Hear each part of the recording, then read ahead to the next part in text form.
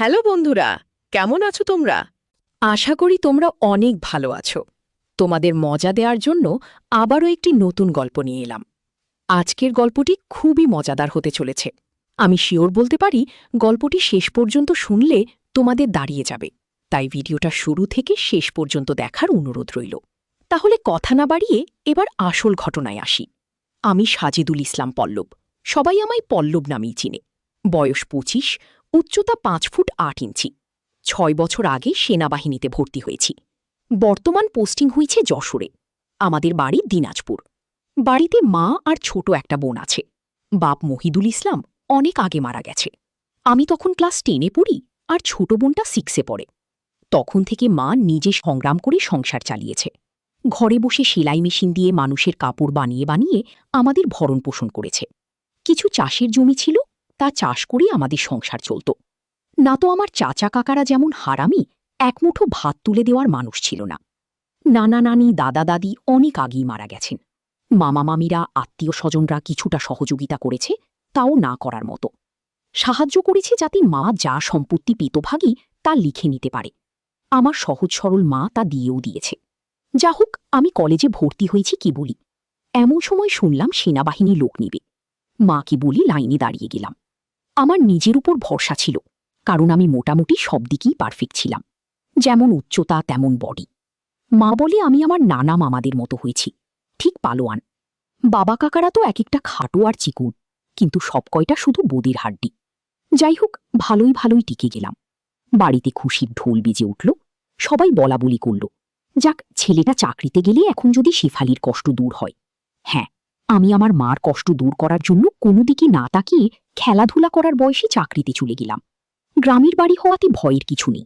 আশেপাশে তো চাচারা আছে। বোন রূপা আক্তার, বয়স 18, ইন্টার সেকেন্ড ইয়ারে পড়ে। বাবার মতো টিংটিঙে কাঠি। আমারই এমন মেয়ে পছন্দের না। জানি না অন্য ছেলেরা কিভাবে আমার বোনকে পছন্দ করবে। মা শেফালি বেগম, বয়স মনে হয় 42 হবে। দারুণ দেখতে, এখনো যুবতী মেয়েদের সাথে পাল্লা দিতে পারবে। ফর্সা লাল টকটকে। মার দীঘল কালো চুল ঘন মেঘের ফেলা। এত ঘন লম্বা চুল যে তার সারা পিঠ বেয়ে কোমর ছড়িয়ে নিচে নেমে যায়। লাল টকটকে ঠোঁট আর টানা টানা চোখ। সব মিলিয়ে আমার কামনার নারী আমার জন্মদানকারী বিধবা মা। যা চরম পাপ, যা কখনো পাওয়ার নয়। সবই জানি, সবই বুঝি। তারপরও মনের কোথায় যেন শেফালিকে নিয়ে স্বপ্নের নিরচনা করি। যেখানে মা নয়, সে আমার শেফালি, শুধু শেফালি। আমার মনের এই গোপন চাওয়ার কথা শুধু আমি জানি। আমার সরকারি বেতনে মার রূপ যেন দিনকে দিন বেড়েই চলছে। মার গর্ভে বুক সবসময় ফুলে থাকে। গ্রামে সবসময় আমার জয় জয়কার। 5 বছরই ভাঙা ঘর পাকা করেছি। এখন 4 রুমের বাড়িটা আমাদের শান্তির নীড়। এবার ছুটিতে এসেই মা বায়না শুরু করল, আমার বিয়ে দিবে। কিন্তু আমার বিয়ের প্রতি কোনো মন ছিল না। যদিও এটা অনেক আগে থেকেই আমার বিয়ের কথা ভাবছে মা, আমি শুধু বারবার এড়িয়ে যাচ্ছি। আজই নিয়ে মার সাথে মুখ কালাকালি হয়ে গেল। মার এক কথা, রূপা বড় হয়েছে, বিয়ে দিতে হবে। এরই মাঝে কয়েকটা সম্বন্ধ এসেছিল। তার বিয়ে হয়ে গেলে সে একা একা কিভাবে থাকবে। হ্যান ত্যান কত কথা। আমি এসেছি শুনে ছোট মামা এলো। সারা দিন থেকে বিকেলে যাওয়ার সময় আমাদের সবাইকে নিয়ে যেতে চাইল। আমরা না যাওয়াতে জোর করে রূপাকে নিয়ে গেল। বলল 2 দিন পর মা বেটা গিয়ে বেরিয়ে আসবে আর রূপাকে নিয়ে আসবে। আমাকে আর মাকে নিয়ে যাওয়ার জন্য আর কি এমনটা করল। সন্ধ্যা থেকে আকাশটা মেঘলা হয়ে আছে দেখে বাইরে গেলাম না। হলে 2 দিন থেকে এসে সন্ধ্যার পর বন্ধুদের সাথে আড্ডা মারতে বেরিয়ে পড়ি। আজ গেলাম না দেখি মাও খুব খুশি। গরম গরম পকোড়া ভেজে দিল। বিছানায় বসে মা বেটা মিলে আরাম করে খাচ্ছি। পল্লব, হুমা, কাউকে পছন্দ করিস? আমি মার মুখের দিকে তাকিয়ে মুচকি মুচকি হাসছি। বল না, করিস? করলে এতদিন তুমি জানতে না। তবে হ্যাঁ, একজনকে খুব ভালো লাগে, এবং এও জানি তাকে আমি পাব না। কেন কেন পাবি না? আমার ছেলে কি দেখতে খারাপ? কোনো লাখ সাহেবের বেটি সেরে? হ্যাঁ, তুমি দেখি রেগে গেলে। রাখবো না? এমন সোনার ছেলে আমার আর কি না, বল তুই। কি? বাদ দাও মা। আমার যাকে ভালো লাগে তার কথা দুনিয়ার কাউকে বলতে পারবো না, শুধু সৃষ্টিকর্তাকে ছাড়া। মা আমার এমন গম্ভীর কথা শুনে অবাক হয়ে চেয়ে রয়েছি। এটা কি কথা রে বাবা? আমাকে বলতে না পারিস? তোর ভাবি মানে জামালের বউয়ের কাছে বলিস তুই? জামালের বউয়ের সাথে আমি অনেক ফ্রিভাবে কথাবার্তা বলতাম, কিন্তু আমি মাকে বললাম, তা না, তুমি আমার সবচেয়ে বড় বন্ধু। তোমাকেই যেহেতু বলতে পারছি না, সেখানে ভাবিকে বলতে গেলে তারা তো আমাদের শত্রু হবে, তাদের বলতে যাব কেন? তাহলে বল না, কি সে, কোথায় বাড়ি, কোন বাড়ির মেয়ে, মেয়েটি দেখতে কেন? নাকি আমি চুপ করে বসে রয়েছি, কোনো প্রশ্নের উত্তর দিচ্ছি না? মা অনেকক্ষণ আমার উত্তরের অপেক্ষায় থেকে মুখ গোমড়া করে চলে গেল। ঘন ঘন বিদ্যুৎ চমকাচ্ছে, আকাশটা কালো হয়ে আছে, রাতের তারাগুলো না জানি কোথায় ডুব দিয়েছে। আমি জানালার গ্লাস খুলে দিয়ে ঠান্ডা হাওয়া দেয় মাখছি। হাত বাড়িয়ে ব্যাগটা নিয়ে খুললাম। সিগারেটের প্যাকেটটা বের করে একটা ধরিয়ে টানছি। প্যাকেট রাখতে গিয়ে মোবাইলের বক্সটার কথা মনে পড়ল। রূপার জন্য যা যা এনেছিলাম সব দিয়েছি, শুধু মারগুলো দেয়া হয়নি। চেয়েছিলাম দিতে, এমন সময় ছোট মামা এলো, তাই আর দেয়া হয়নি। নতুন অ্যান্ড্রয়েড সেট, মা খুব খুশি হবে। আরেক বক্সে একটা স্বর্ণের চেন, মার যেটা ছিল সেটা আমার এসএসসির ফর্ম ফিল আপের সময় বিক্রি করে দিয়েছিল। তখন থেকে মার গলা খালি। আরও কয়েকটা জিনিস আছে মার জন্য। আয়, খেয়ে নে, ঝড় আসতে পারে, কারেন্ট চলে গেলে খেতে ঝামেলা হবে। আমি তাড়াতাড়ি সিগারেটটা জানালা দিয়ে বাইরে ফেলে দিয়ে, হাঁ, দাও। কি লজ্জা, মা সিগারেট খেতে দেখে নিল। জানে আমি খাই, তবে এভাবে দেখিনি কখনো। ঘরে বসে সিগারেট খাওয়াটা ভুল হয়ে গেছে, সারা ঘরে সিগারেটের ধোঁয়া। মা বেটা খেয়ে দিয়ে উঠলাম। তারপর আমি মাকে বললাম, মা, আমার রুমে এসো তো একটু। মা বলল, তুই যা, আমি থালা বাসনগুলো গুছিয়ে আসছি। আমি রুমে এসে শুয়ে রইলাম। মা 20 মিনিট পর হাত মুছতে মুছতে এলো। কিরে বাবা? আমি উঠে মায়ের হাত ধরে খাটে নিয়ে বসালাম। ব্যাগ থেকে এক এক করে শাড়ি, ব্লাউজের কাপড়, ছায়ার কাপড়, একটা বাদুর বোরকা, দুটো ওড়না, একটা শীতের জামা, চাদর ও একটা প্যাকেট দিলাম। প্যাকেটটা দিলাম ভয়ে ভয়ে, কারণ অতি দুশির ছোট জামা কাপড় আছে, জানি না দেখার পর কি বলবে। এত কিছু কি জন্য এনেছিস? তোর কি বুদ্ধি শুদ্ধি হবে না কখনো? প্রতিবারই এত কিছু আনা লাগবে? আহ, থামো তো তুমি, যা লাবি তা আনবো না। এটাতে কি রে? না, ওটা এখন খুলবে না, তোমার ঘরে গিয়ে খুলবে, আর প্লিজ রাগ করবে না। কি আছে এতে? তা তুমি খুলে দেখে নিও। আর হ্যাঁ, আরও কিছু আছে। এই বলে মোবাইলটা দিলাম। একটা থাকতে আরেকটা এত দামি মোবাইল? তোমার চেয়ে কোনো কিছু দামি নয় আমার কাছে। এই বলে গালে একটা হামি দিলাম। মাও আমার কপালে হামি দিল। চোখ বন্ধ করো তো। কেন রে? আহ, করো না একটু। মা হেসে দিয়ে চোখ বন্ধ করল। আমি চেনটা মার গলায় পরিয়ে দিলাম। এখন চোখ খুলো মা। মা চোখ খুলে স্বর্ণের চেনটা দেখে হু হু করে কেঁদে দিল। না মা, না, কাঁদবে না, প্লিজ মা, কেঁদে না। তোমার মুখে হাসি দেখব বলে নিয়ে এসেছি, সেখানে তুমি যদি কাঁদো তাহলে আমার খুব কষ্ট হবে মা। না রে বাবা, কাঁদছি না, তুই বুঝবি না এটা কিসের কান্না। খুশি হয়েছ মা? হাঁ রে বাবা, অনেক খুশি হয়েছি। এই বলে মা দাঁড়িয়ে আমাকে ধরল। আমি তো কেঁপে উঠলাম। মা কখনো এভাবে আমাকে ধরেছে বলে মনে হয় না। কি নরম, কি সুন্দর ঘ্রাণ, দুটো আমার বুকে পিষ্ট হচ্ছে। মা অনেকটা খাটো হওয়াতে তার মাথাটা আমার থুতনির নিচে। চুল থেকে সুবাস এসে নাকে লাগছে। নাক মুখ ডুবিয়ে দিলাম চুলে। ধীরে ধীরে আমার ওটা শক্ত হচ্ছে। মন চাচ্ছে হাত দুটো আরেকটু নিচে নিয়ে রাখি, তবে সাহস পাচ্ছি না। আমার মা যা রাগী মানুষ, ছোটবেলায় কত বিতুপিটা করেছে তার হিসাব নেই। মার মুখটা 2 হাত দিয়ে ধরে কপালে একটা হামি দিলাম।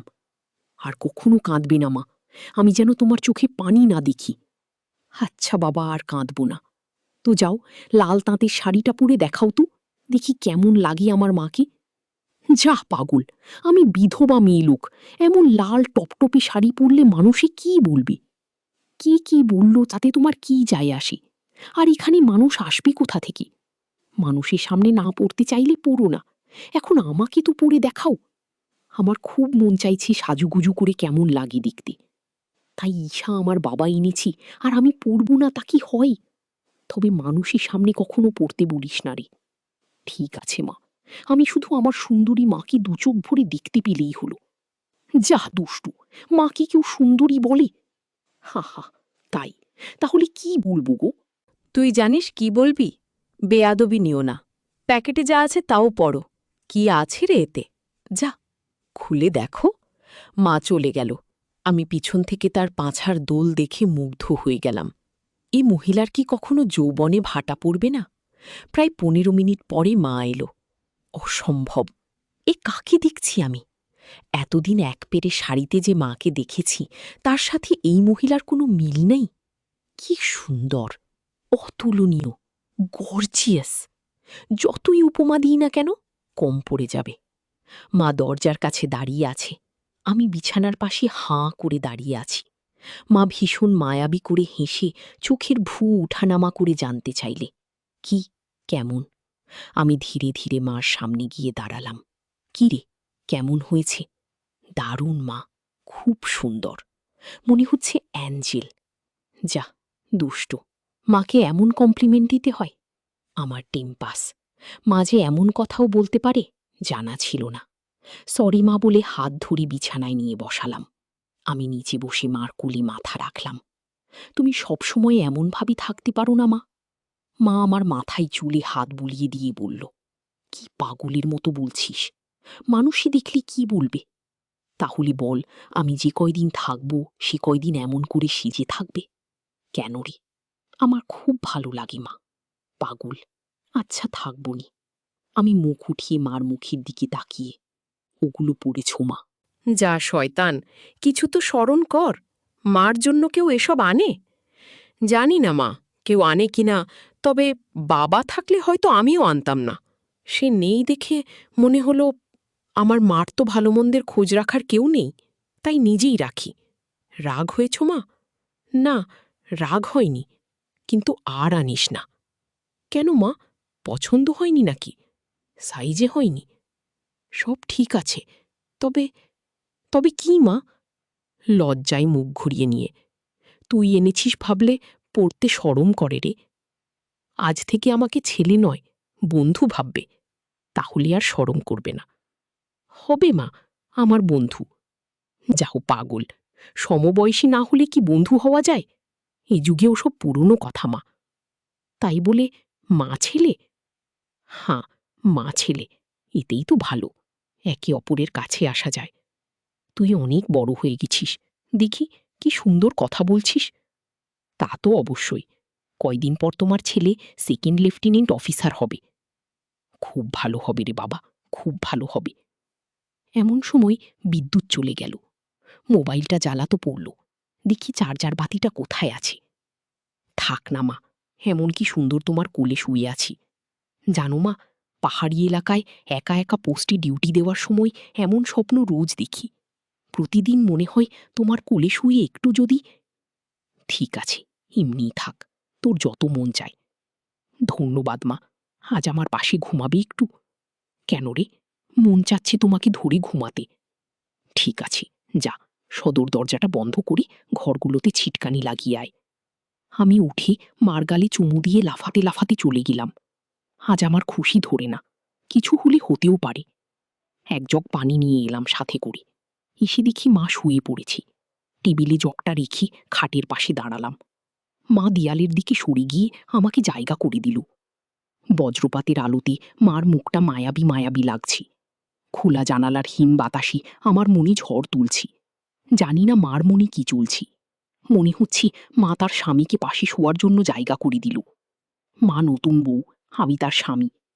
দাঁড়িয়ে রইলি যে, শুবি না? হা, শুভ।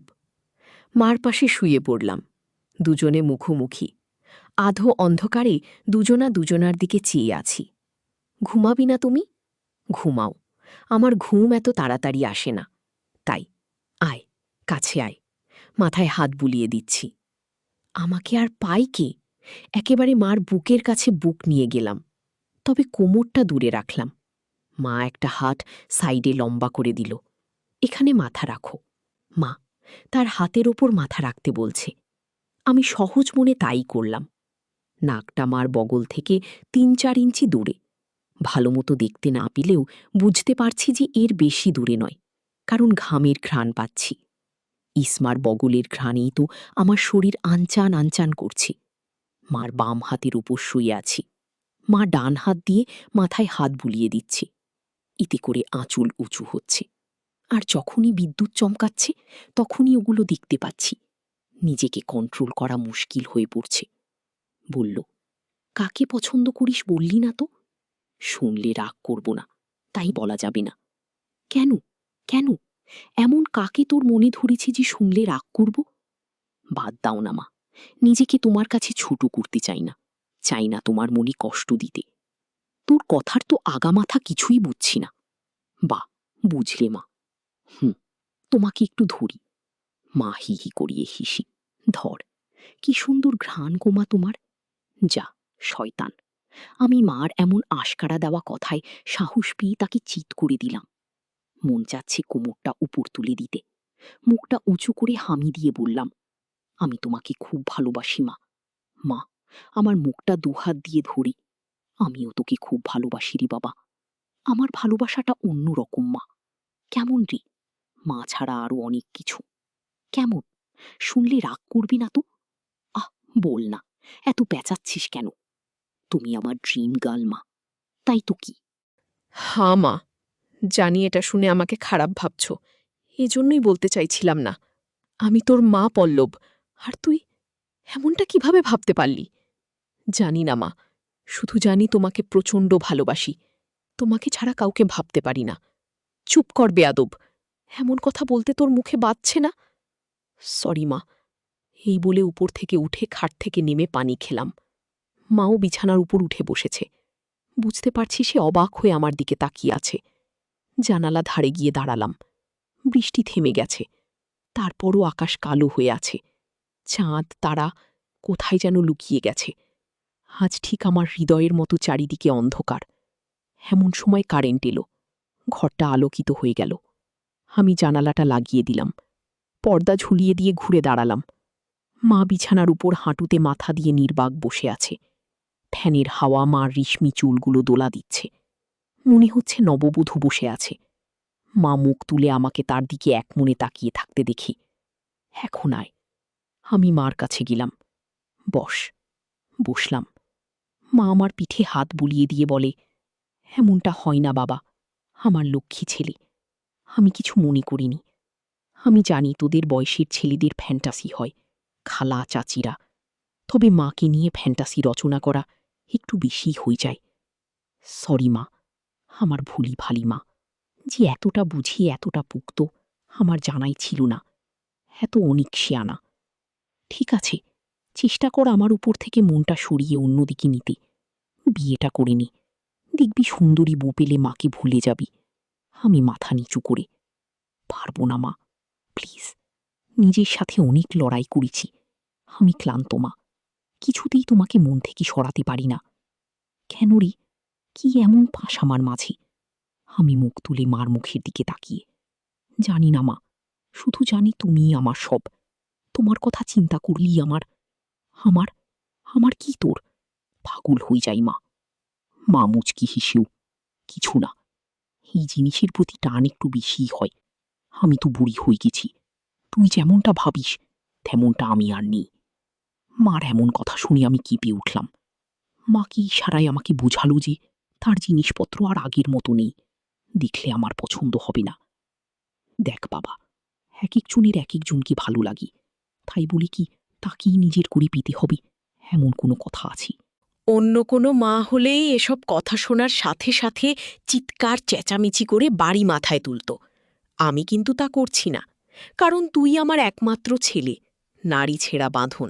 আমি তোকে অনেক ভালোবাসি, তাই বলছি আমার ভালোবাসার মর্যাদা রাখতে বিয়ে করে নে বাবা। দেখবি ধীরে ধীরে আমার থেকে মন বৌমার দিকে চলে গেছে। ধন্যবাদ মা, তুমি আমার কথা মন দিয়ে শুনেছ এবং যুক্তি দিয়ে ভালো মন্দের বিচার করেছ বলে। তবে লজ্জা না করে বলছি মা, এর আগেও আমি দু একটা মেয়ের সাথে মিশেছি। তারা শুধু সুখ পেয়েছে আমার কাছে, আদর ভালোবাসা একটুও পাইনি আমার কাছ থেকে। এমনকি আমার নিজেরও হয় না, যতক্ষণ চোখ বন্ধ করে তোমাকে না ভাবি। যখন সে মেয়ের জায়গায় তোমাকে কল্পনা করি, তখন আমি আর নিজের মাঝে থাকি না, সুখের সাগরে ভেসে যাই। কেবলমাত্র তখনই হয় আমার। তুই তো অনেক দূর এগিয়ে গেছিস, তাহলে আমি অনেক আগে থেকেই বুঝতে পেরেছিলাম যে আর চোখে লুকিয়ে লুকিয়ে আমাকে দেখিস। ভাবতাম শয়তান ছেলেপুলে, আর একটু বড় হলে সমবয়সী মেয়েদের সাথে মিশলে ঠিক হয়ে যাবে। কিন্তু এখন দেখছি তা না, তোর দেখি বয়স্ক মহিলাদের ভালো লাগে। এতক্ষণ মার সাথে এত খোলামেলা কথা বলতে পেরে নিজেকে অনেক হালকা লাগছে। সাহস করে মাকে ধরে শুয়ে দিলাম। মা চুলে হাত বুলিয়ে দিচ্ছে। আমি তাহলে কি করব মা? সেটাই তো ভাবছি। যেটাই ভাবো মা, আমার মত পরিবর্তন হবে না। মানে কি? মানে তা তুমি ভালো করেই জানো। মার কণ্ঠে এবার সত্যি সত্যি রাগের আওয়াজ পেলাম। তাই বলে সারা জীবন বিয়ে করবি না নাকি? ছেলে হয়ে মাকে বিয়ে করতে চাস? মা যে এমন কথা ঠাস করে বলে বসতে পারি তা আমি চিন্তাই করিনি। আমি বললাম, বিয়ে না করতে পারলেও তো তুমি আমার হতে পারো। এটা কি মামা বাড়ির আবদার নাকি? ছি পল্লব, এমনটা বলতে তোর মুখে বাঁধল না? তাহলে সারা জীবন ছেলেকে এইভাবেই দেখতে পাবে। মা, তোমার এই পল্লব কখনো বিয়ে করবে না। মার চোখে জল টলমল করছে। আমি হাত দিয়ে তা মুছিয়ে দিলাম। আমি তো এমন কিছু করিনি মা, তাহলে তুমি কাঁদছো কেন? আমরা দুজন জাস্ট আলাপ করছি। মা অনেকক্ষণ চুপ থেকে শুনল বাবা। লজ্জা শরমে মাথা খেয়ে বলছি, তোর কষ্ট আমি দেখতে পারবো না। আর বয়স মহিলাদের কাপড় চোপড়ের ওপর থেকেই কেবল ভালো লাগে, খুলে নয়। তুই যদি চাস তাহলে আমাকে সেভাবে একবার দেখে নে, তাও তুই মত পরিবর্তন কর। তবে হাঁ, শুধু দেখতে পাবি, কিছু করতে পারবি না। মার মুখে এমন কথা শুনে আমি আর দুনিয়াতে নেই। বল রাজি। আর যদি আমি দেখে আরও বেশি আকর্ষণ অনুভব করি, তাহলে আমি বলতে চেয়েছি যে আজ আমাকে দেখো। আর আগেও তো তুই অন্যদের দেখেছিস, তাহলেই তফাৎটা বুঝতে পারবি। আমার মনে হচ্ছে আমার মতো মার মনের ভিতরেও কিছু আছে, নয়তো দেখার কথা আমি তো কিছু বলিনি। মা নিজ থেকে দেখতে দিতে চাইছে যে। রাজি। হ্যাঁ রাজি। যা, বড় লাইটটা বন্ধ করে ছোট লাইটটা জ্বালিয়ে আয়।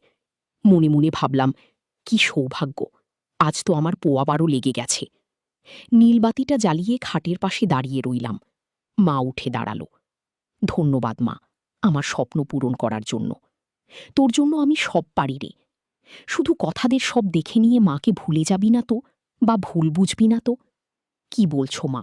তুমি আমার মা, আমার স্বপ্নের রানী, আমার ফ্যান্টাসি জগৎ সবকিছুই তুমি। তোমাকে ভুলে গেলে তো নিজেকেই ভুলে যাওয়া হয়। কথা দিলাম মা, জীবন থাকতে তোমার অবাধ্য হব না। ভুল বুঝা বা ভুলে যাওয়া তো দূরের কথা। আমি বললাম, কিছু মনে করো না মা, আমি কিছু ছুঁয়েই দেখতে পারবো? মা আমার চোখের দিকে তাকিয়ে, আমি তোর মা, বললাম। হাঁ মা, তুমি আমার মা এবং আমার রানীও। আমার আবদার শুনে মা শেষ পর্যন্ত রাজি হয়ে গেল। তারপর মা বলল, আমি তোর সব আশা পূরণ করব, তবে এই কথা পৃথিবীর কেউ যেন জানতে না পারি। আমি বললাম, ঠিক আছে মা, এ কথা শুধু তুমি আর আমি ছাড়া পৃথিবীর কেউ জানতে পারবে না। মা আমার কথা শুনে বিশ্বাস করলেন এবং আমার সব আশা পূরণ করল। কিন্তু আজ আমি তোমাদের সব সত্য কথা বলে দিলাম, কিন্তু এইসব সত্য কথা কেউ কাউকে কখনোই বলে না। প্লিজ বন্ধুরা, গল্পটি ভালো লাগলে সামিয়া ব্লগ চ্যানেলটি সাবস্ক্রাইব করে দিও।